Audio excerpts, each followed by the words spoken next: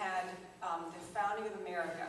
But the reason the founders went to the effort to control and limit the power of government was because it is inherent in human history that there are always people who want to control other people. The urge in many men to control other people, to have dictatorships, to have monarchies, to have just absolute control, it has existed throughout human history.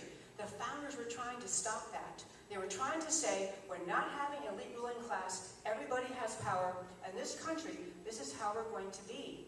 What the American left is doing today is very much like what the monarchy dictator types, because what they're saying to Christian Americans is, we don't really care what you think about religion, and we don't really care what you read the Bible to say. We don't care about you're going to do things the way we say. We say same-sex marriage, you're going to bake a cake, or you're out of business. And this one case I mentioned in Colorado, and you may follow all these, but the Point of View radio show I do, which was Kirby Anderson's Point of View on Friday afternoons, we talk about these cases. There are dozens and dozens of these around the country. And it's not, you can dive into each case and realize how crazy it is and how right the bakery owner or the photographer or whatever wedding service provider is. But the bigger point of it all is the culture of respect for religion is being attacked in America.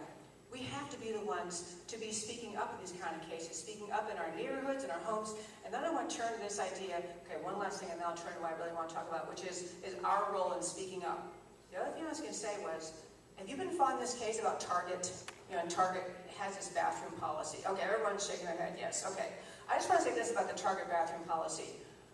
How many of you actually think that the board members of Target truly deeply embrace the transgender movement and truly deeply think it's a great idea to have grown men allowed to go in the women's bathroom? Like, who thinks that they actually believe that?